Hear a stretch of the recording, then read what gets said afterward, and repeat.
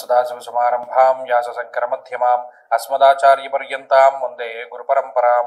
జ్యోతిష్ శాస్త్రాన్ని భావితరాల వారికి ప్రసాదించిన ఋషుల యొక్క పాదపద్మాలకి నమస్కారం చేసుకుంటూ, అలాగే నాకు ఈ జ్యోతిష విద్యను నేర్పిన గురువర్యులు జ్యోతిష బ్రహ్మ కీర్తిశేషులు శ్రీ ఈరంకి సూర్యనారాయణమూర్తి గారు, సూర్యశ్రీ దైవజ్ఞ గారి యొక్క పాదపద్మాలకి నమస్కారం చేసుకుంటూ, ఓం శ్రీ మహాగణాధిపతి నమః, శ్రీ గురుభ్యో నమః, హరి ఓం.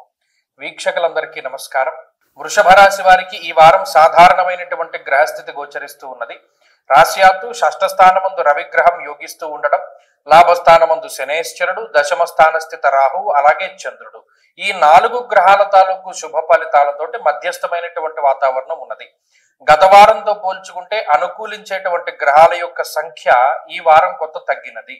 ఆ తగ్గినటువంటి దానికి ప్రభావం కనబడుతూ ఉంటుంది. ఎలాగా? సపోర్ట్ రూపేణ గత కొద్ది వారాలుగా ఏదైతే మారల్ సపోర్ట్ కానీ, ఫిజికల్ సపోర్ట్ కానీ, ఫైనాన్షియల్ సపోర్ట్ కానీ పొందుతూ ఉన్నటువంటి వృషభ రాశి వారు ఉన్నారో, ఈ వారంలో ఆయా రకాలైనటువంటి సపోర్ట్ కొంత తగ్గడానికి అవకాశం ఉంటుంది.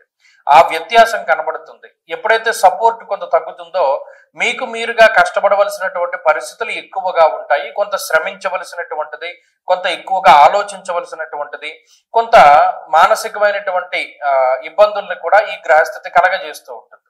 ఆర్థిక పరమైనటువంటి విషయాలు సాధారణంగానే ఉన్నాయి.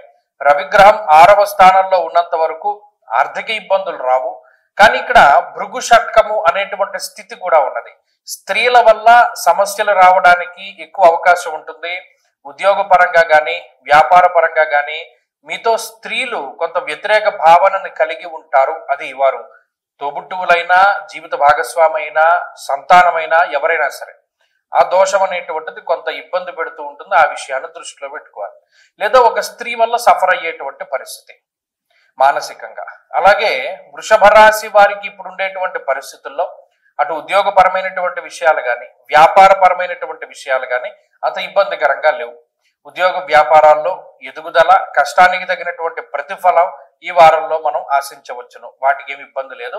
అయితే ఈ వారంలో ప్రధానంగా శారీరకమైనటువంటి శ్రమ, మానసిక భయము అనేటువంటిది కొంత ఇబ్బంది పెడుతుంది. సప్తమ స్థానంలో ఉండేటువంటి కుజ బుధుల యొక్క యుతి కూడా ఏదో కొన్ని సందర్భాల్లో మనం తప్పుగా మాట్లాడకపోయినా ఇతరులు దాన్ని తప్పుగా అర్థం చేసుకుంటూ ఉంటారు. ఆ కమ్యూనికేషన్ గ్యాప్ అయితే ఎక్కువగా ఉంటుంది. అది ఈ వారంలో చూడవచ్చును.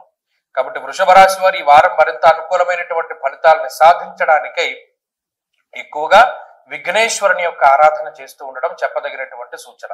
ఈ వారంలో కలిసి వచ్చేటువంటి రోజు బుధవారంగా చెప్పవచ్చును. అదృష్ట సంఖ్య 4, అదృష్ట వర్ణము లేత ఆకుపచ్చ రంగు. తదుపరి మిథున రాశి.